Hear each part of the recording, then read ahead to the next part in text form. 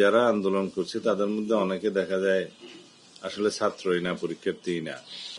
এগুলো আমরা খুব একটা গুরুত্বের সাথে নিচ্ছি না, কারণ আমরা দুই একটা জেলায় এবং ঢাকাতেও দুই একটা স্পটে দেখেছি তাদের সংখ্যা বেশি না যারা এগুলো নিয়ে কথাবার্তা বলছে।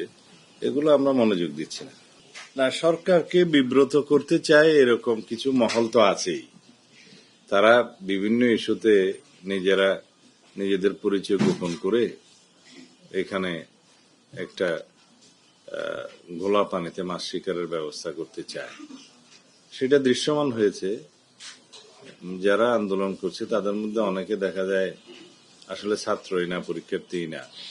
তো যারা তাদের দাবি সম্পর্কে শিক্ষামন্ত্রীকে জানিয়েছে, সরকারকে জানিয়েছে, এই বিষয়ে শিক্ষা মন্ত্রণালয় তাদের অবস্থান পরিষ্কার করেছে যে দুর্যোগপূর্ণ আবহাওয়ার কারণে কোনো শিক্ষার্থী যদি পরীক্ষায় অংশগ্রহণ না করে বা করতে ব্যর্থ হয় তাদেরকে আবার পরীক্ষা দেওয়ার সুযোগ দেওয়া হবে।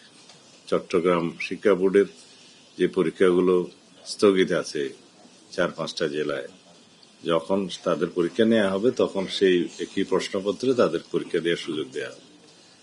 আর দুইটা প্রশ্ন সম্ভবত ফিজিক্সের ভুল হয়েছিল প্রশ্নপত্রে, সেই জন্য শিক্ষা মন্ত্রণালয় একটা তদন্ত পরিচালনা করবে, দায়ী ব্যক্তিদেরকে চিহ্নিত করে ব্যবস্থা নেবে। তবে সেই দুইটা প্রশ্নের নম্বর ক্রেডিট দেওয়ার জন্য, মানে নম্বর যুক্ত করা হবে মর্মে ঘোষণা দেওয়া হয়েছে। এখানে যারা পরীক্ষার্থী তারা সন্তুষ্ট। এরপরেও যদি কেউ তার পরের পরীক্ষাটায় অংশগ্রহণ না করে থাকে বা করতে না পারে তাদেরকে পরবর্তীতে চট্টগ্রাম শিক্ষা বোর্ডের পরীক্ষা চলার সময়, নেয়ার সময় তাদেরকে সুযোগ দেওয়া হবে।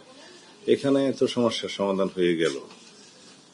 আর একটা মন্তব্যের কারণে অনেকে দুঃখ পেয়েছেন, সেটা শিক্ষামন্ত্রী সংসদে তার বক্তৃতায় দুঃখ প্রকাশ করেছেন।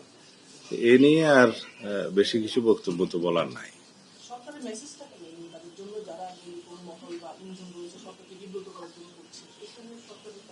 এগুলো আমরা খুব একটা গুরুত্বের সাথে নিচ্ছি না, কারণ আমরা দুই একটা জেলায় এবং ঢাকাতেও দুই একটা স্পটে দেখেছি তাদের সংখ্যা বেশি না যারা এগুলো নিয়ে কথাবার্তা বলছে। হয়তো মিডিয়াতে আসছে সেজন্য বিষয়টা গুরুত্বপূর্ণ হয়েছে। এগুলো আমরা মনোযোগ দিচ্ছি না।